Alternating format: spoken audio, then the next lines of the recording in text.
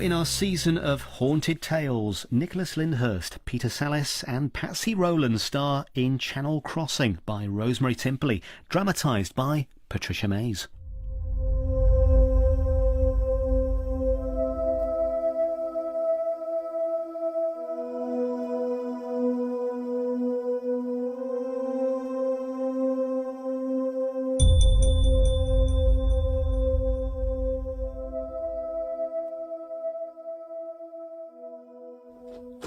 You ready, Edward? Hmm? You coming? No, I'm not. What do you mean you're not? I'm not coming. I'm going to the freezer shop. Sorry. Well, you said you were going to come and help me. I've got some urgent work to do. Work? It's Saturday morning. I know, but there's been a large insurance claim, and I have to work out the details before Monday. It's very complicated. Then why aren't you at the office dealing with it? What's the matter? We don't seem to do anything together anymore. Please try and understand. Understand? It's always me that has to try and understand. Well, why not ask that lazy son of yours? Where is he? Why can't he help you? Because you said you were coming. It was all arranged. Well, now I'm not. So ask that bloody lazy son of mine to get off his backside and work up a sweat. Hello. Talking about me again, I see. Yes. Help your mother with the shopping so I can get some peace. I thought you were going. Well, I'm not going now. I have work to do. To pay the mortgage, the bank loan on the car, and the holiday we're all, I repeat, all taking at the end of the month. There's no need to take it out on Jack. 19, and he hasn't done a decent day's work in his life. Because he's studying. Drama? My God. Why doesn't he study for something useful? Oh, it's easy to sneer at someone because they want to do something different from a pen pusher like you. Pen pusher? Is that all you think of me, a pen pusher? Well, let me tell you something, Francis. I've managed to put a roof over your head and decent clothes on your back for the last 25 years. Pen pusher I may be, but at least I can walk down this road with some respect. Bloody pen pusher. God, you bitch.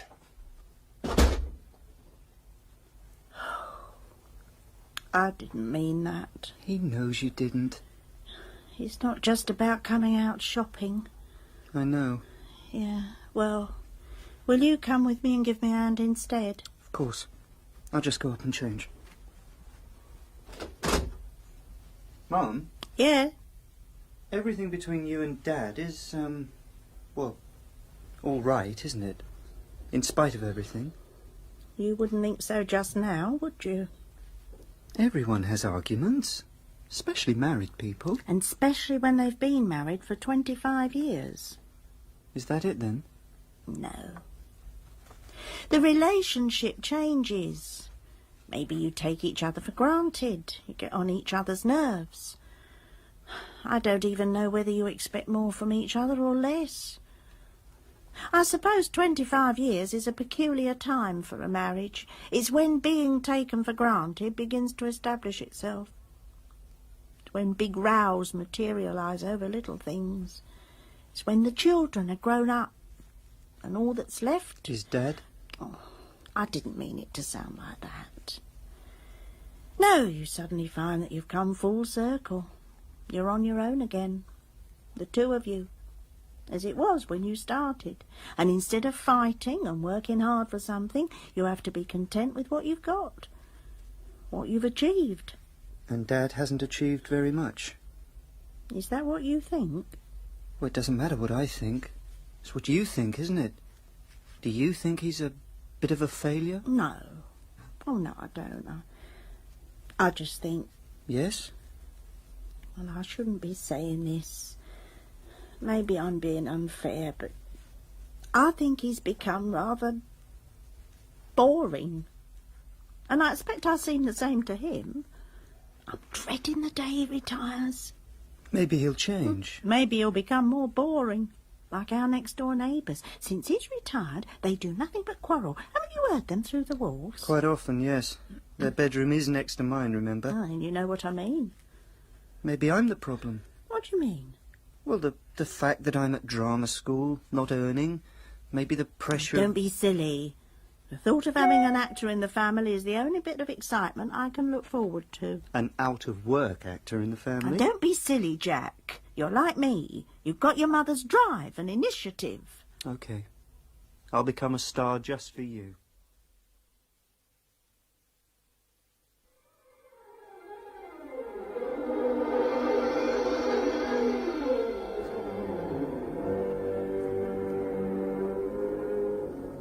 To be or not to be, that is the question. That's all you ever do, is sneer. That's not Mum and Dad, surely. To suffer the slings and arrows of What in outrage. God's name do you want me to do? Oh, God, they're at it next door now. You know, I hadn't that occurred to you. I don't know what you're on about. I'll help around the house. Listen to them. The lock on the back What's the point of getting married if it ends up like that? window at the garden. No, I'll get round to it. Don't Doesn't have to end up like that, though, does it? Surely not. I can't believe that all marriages have to end up like that. bloody women want to shut our man down. Oh, I've had enough of this. Good night, Jack. Night, Mum. They're at it again. And how? Your father's asleep. Yes, I heard him come up. Good night, dear. Night, Mum. You shut your mouth or I'll never get married. I said shut it. My God, he can't have... Perhaps if I put my ear to the wall... Nothing. Absolutely nothing.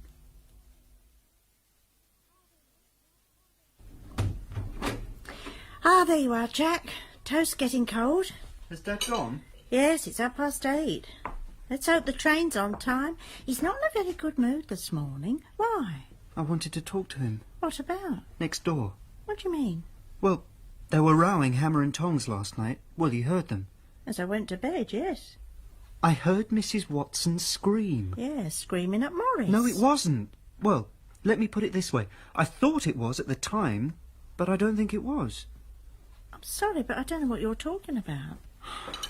Last night, the Watsons were having one God Almighty row. Yeah, They were calling each other names. that's normal. Then Mrs. Watson screamed and there was a silence. To the relief of the neighbours, yes. Now, Mum, I don't want you to laugh or put it down to my sense of theatre, but this morning when I was dressing, I just happened to look outside to see what the weather was doing. It was raining. That's right.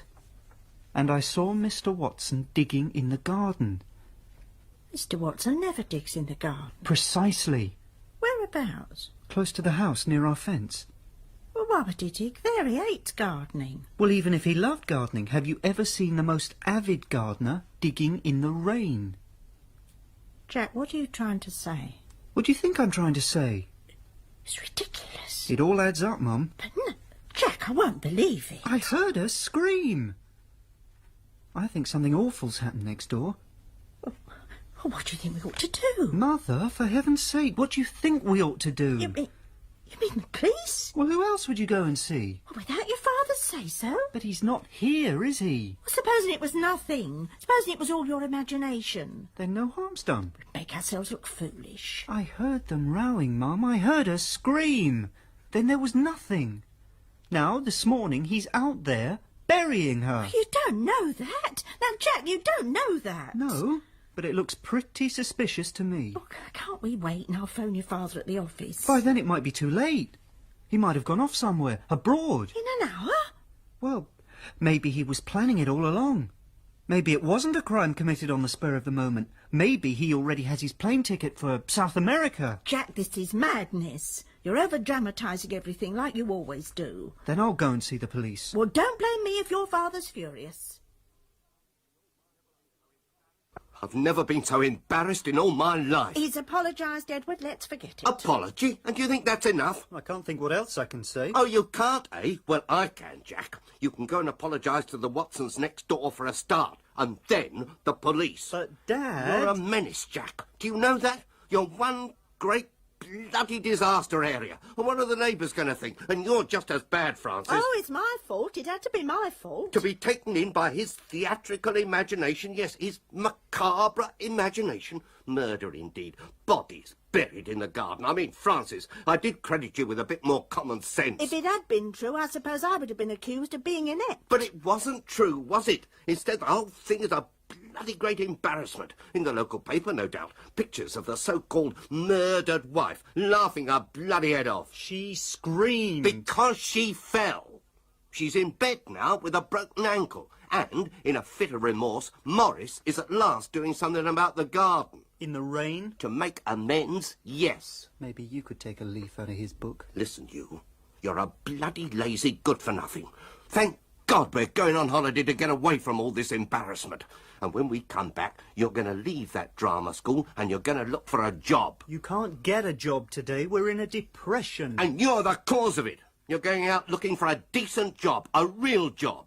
You're going to give up all this pretense of being a bloody actor. Pretense? I convinced Mother. This isn't funny, Jack. Are you siding with him? I'm not taking any sides, but I do agree with your father that it's made us the laughingstock of the street and ruined whatever relationship we had with them next door. We never had a relationship with them next door. You've never been in there and they've never been in here. They're strangers like everyone around here. They're strangers like us.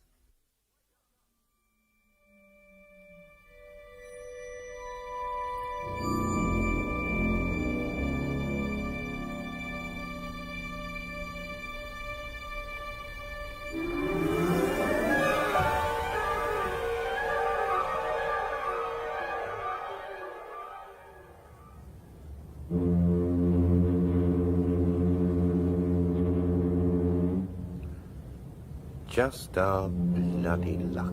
What's that, dear? Fog. There's something wonderful and mysterious about fog at sea. Oh, you're a romantic. That's the trouble with you. Nothing wrong with that, surely. Oh, I hope it clears soon. This is one of the busiest parts of the channel. That's right, Edward. Get me all tensed up. For God's sake, Francis, shut up. You're such an unfeeling man. No wonder Jack doesn't like you.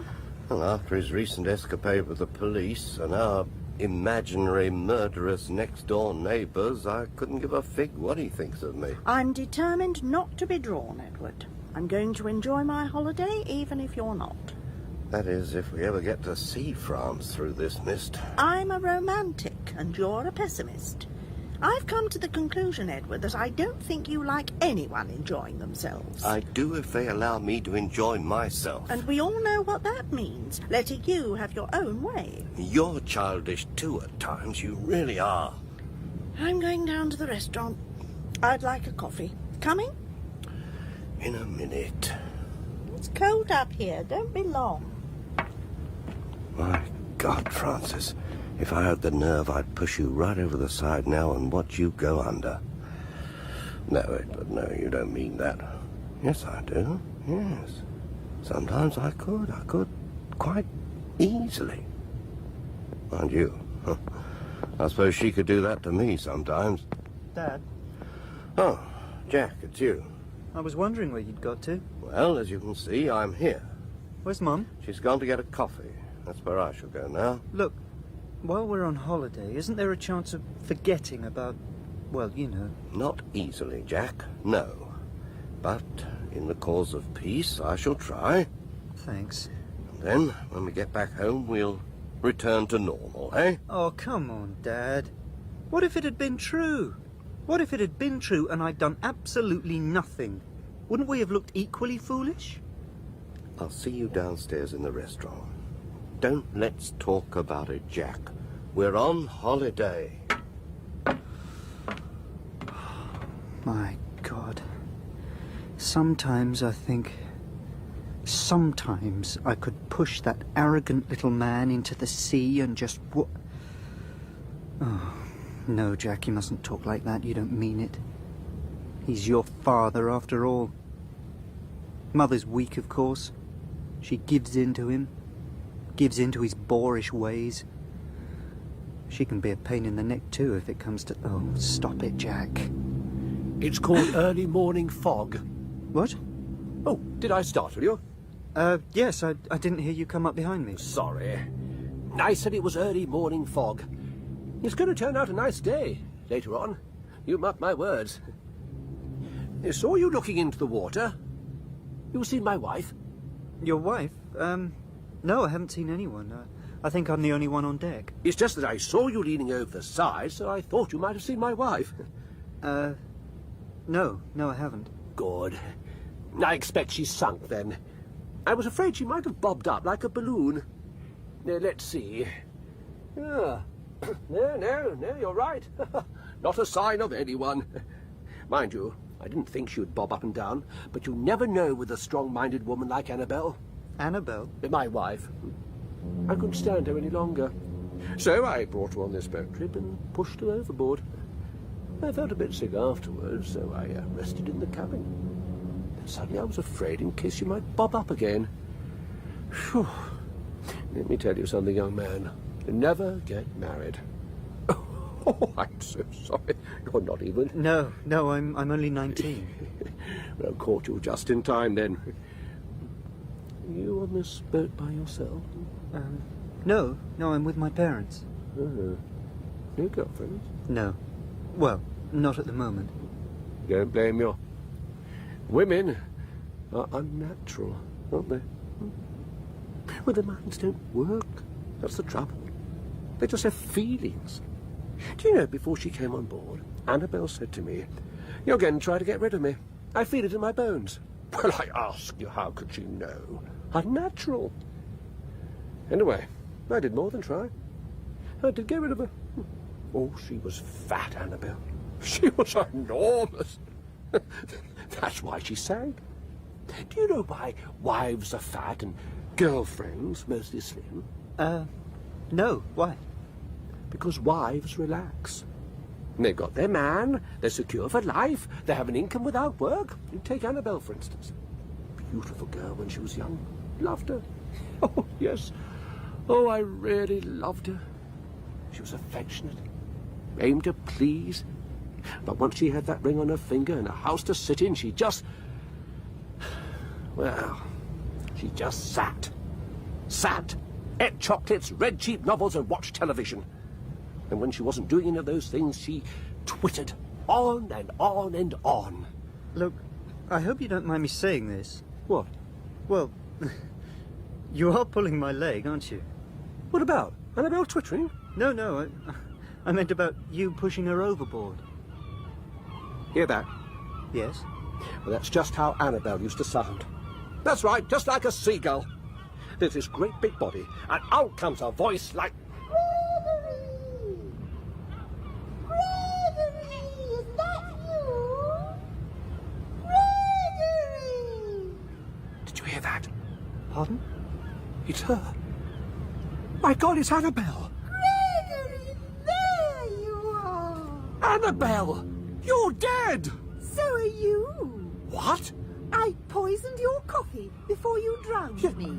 You're lying dead in our cabin at this moment, only you're so insensitive you don't realise it. And who's this young man? What's your name? Jack? Then you can see me, Jack. Well, of course I can see you. You must be psychic.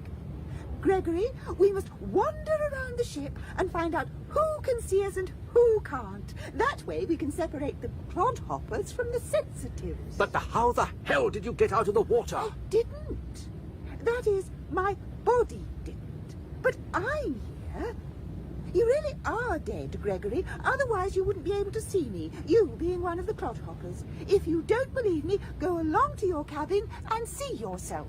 I did lie down in the cabin for a while, feeling a bit sick.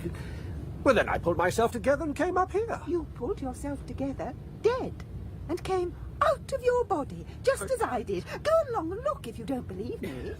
Excuse me a minute, Jack. Poor old Gregory. You see, Jack, I had a feeling he was planning to kill me. Felt it in my bones. But I went on being sensitive, like you. You're sensitive, aren't you, Jack? Anyway, I decided that if he could be so selfish and unfriendly as to kill me, I'd do the same to him, tit for tat. Now he's lost his own life and still hasn't got rid of me. We'll be bound together for all eternity. The couple who did each other in. What closer bond could you get? But I'll try to be nicer to him now. Bygones and all that. Now, Jack, what do you think of all this? Well, I think that the rocking of the boat and probably a lot of duty-free booze has made you and your husband have delusions. A sort of shared DTs. DTs? Yes, it means delirium tremens. Alcoholics have it. They see things that aren't there, like green and pink elephants and whatnot. Now, you may have wanted to murder each other, but you obviously didn't, otherwise you wouldn't be here. That's what I think. Oh, you poor dear little soul. Here you are, psychic as they come, communing with a couple of ghosts, and you don't even realise it. I expect a lot of people you've talked to during your life have been ghosts, and you simply haven't known it. Oh, well. You know what I shall enjoy most about being a ghost? No, what? The sheer convenience of it all. I can visit other people's homes without them knowing, travel the world without it costing a penny. The sheer freedom of it all appeals enormously to me. Ah, here's Gregory. The cabin's empty. That means you must have been found while you were up here talking to this young man and put wherever they put dead bodies on a ship. And where would that be? Do you know, Jack? No, sorry, haven't got a clue. I tell you what, Gregory, we'll have an invisible walk about the ship and see if we can find you. What do you say, Jack? Want to come with us? Look, I suggest you both go to the restaurant, sit down and order yourselves some strong black coffee. You don't believe any of this, do you? He doesn't believe we're ghosts, Gregory. He thinks we're suffering from DTs. What? He thinks we're hallucinating. I think you've had a jolly good fight, rather like my parents do. But you've also got yourselves totally drunk, and perhaps you feel seasick as well. That's why you're here. You're probably feeling absolutely dreadful. Well, speaking for myself, I never felt better in my life. Well, then I think you should make it up. You can't go on quarrelling forever. The child's right, Gregory. But I can't stand her. Oh, come on, Gregory. We're going to be together forever now, you know. So it's to our advantage to be friends.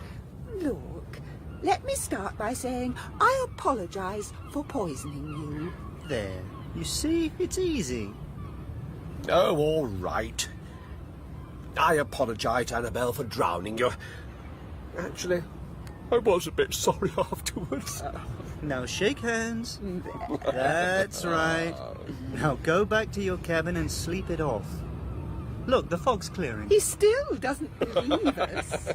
Oh, the sea's getting a bit of a swell on it. The rest of the crossing's going to be rough. I feel it in my bones. Yes, well, I think I'll go downstairs too. I'm beginning to feel a bit, Sick. Yes, that's right. Just a bit. Excuse me.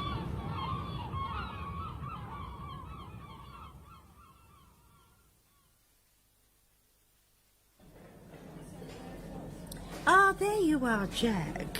You look pale. You all right? It's got rather rough, hasn't it? I'll be all right. You'll get used to the motion. Have a sip of water, dear. There's a biscuit there if you want one. No, thanks, Mum. Just try to relax. It's the tension that does it. Who are you waving to, Jack? Well, just a couple I met on deck earlier on. I don't know their surname. What couple do you mean, dear? Over there, by the door. I think I'll have another drink. Same for you, Francis. Your father's in a generous mood. I think we're going to have a good holiday, Jack. I don't know what's brought it on. And probably what I heard the barman telling someone. One of the passengers has just died of food poisoning and his wife's missing too. They fear she may have fallen overboard. What? Dad, are you sure? Well, I got to thinking that life's rather short and unpredictable when you come to think about it. And when I heard this poor couple, probably like us, just starting on the holiday, well, I suppose our lives have been getting into a rut. Will you tell me something? Please. What's the matter? Can you see them? Who, dear? The man with the moustache and the rather fat lady in the blue dress. The table to the left of the main door. You feel all right, Jack? Can you see them? The table's empty, dear. Are you sure? Of course. What's the matter with you? It's like she said. I'm psychic. Seasick, more like it. Go on, Jack, my boy, let's go up on deck. We must be approaching the French coast. Some fresh air will do us all good.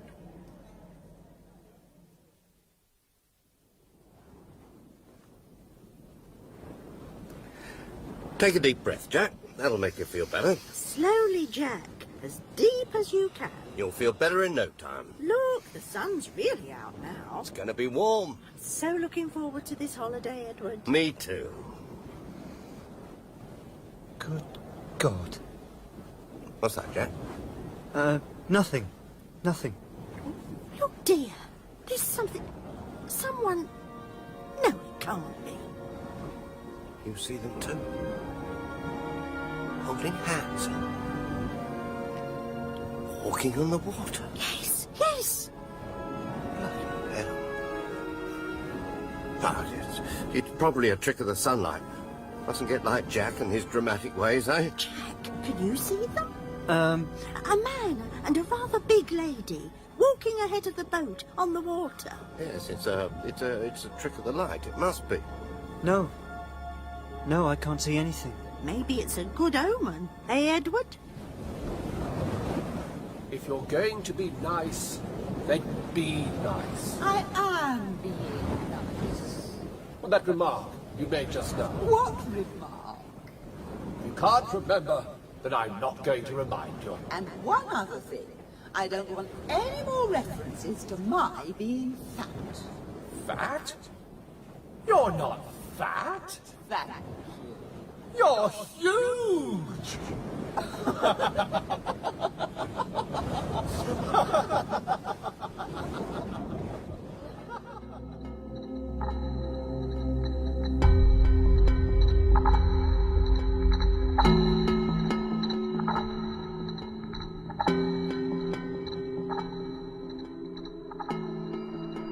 That was Channel Crossing by Rosemary Timperley, with Nicholas Lyndhurst as Jack, Peter Sallis as Edward, and Patsy Rowlands as Francis. Gregory and Annabelle were played by Gregory de Poulnay and Sonia Fraser. Other parts were members of the cast. It was a BBC World Service drama production directed by Derek Hoddinott, and we have one last haunted tale for this week at the same time tomorrow.